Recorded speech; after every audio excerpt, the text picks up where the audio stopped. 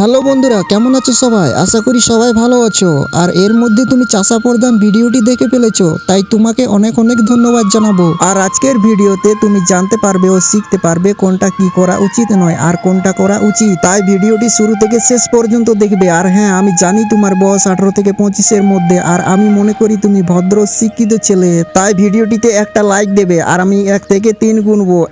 1 2 3। হ্যাঁ, আশা করি তুমি ভিডিওটিতে একটা লাইক দিয়ে দিয়েছো। তো চলো ফ্রেন্ডস, ভিডিওটির মূল কাহিনীতে যাওয়া যাক। বন্ধুরা, এখানে সফি ও তার গ্রামবাসীদেরকে দেখতে পাচ্ছ। সফি গ্রামবাসীদেরকে বেঁধে রেখেছে, কারণ সে জালিয়াত করে প্রধান হতে চায়। কিন্তু ফ্রেন্ডস, সফি একজন অশিক্ষিত ছেলে, আর গ্রামবাসীদের মধ্যে রেয়াজ হলো শিক্ষিত ছেলে। গ্রামবাসী সকলে চায় রেয়াজ প্রধান হোক, কিন্তু সফি কোনো মতে সেটা হতে দিচ্ছে না। সফি যেমন চাষা তেমনি গুন্ডামি আর বদমাশি করে প্রধান হতে চায়, তাই সবাই ভয় পেয়ে তাকে প্রধান বানাতে চায়। এরপর সকল মেম্বারকে পঞ্চায়েতে ডাকা হয়, আর রেয়াজের নামটি খাতায় উঠে আসে। কিন্তু রিয়াজ প্রধান হতে চায় না, কারণ সফি তাকে হুমকি দিয়ে রেখেছে। আজ রিয়াজ যদি প্রধান হয়, তাহলে তার বউকে আর গ্রামবাসীকে বোম মেরে উড়িয়ে দেবে। তাই স্যারকে বলে সফির নামটি খাতায় তুলে দেয়, আর সফি প্রধান হয়ে যায়। তাই সে গ্রামবাসীদের কাছে গিয়ে মিষ্টি খাওয়ানোর কথা বলে, কিন্তু সবার মন খারাপ হয়ে যায়। বন্ধুরা, কেউ চায় না যে একজন অশিক্ষিত চাষা লোক প্রধান হোক, কারণ আমাদের জেনে রাখা উচিত যে প্রধান হতে গেলে শিক্ষিতর সাথে অনেক বুদ্ধি আর পরিশ্রম করতে হবে, আর 10টি গ্রামের দায়িত্ব পালন করতে হবে।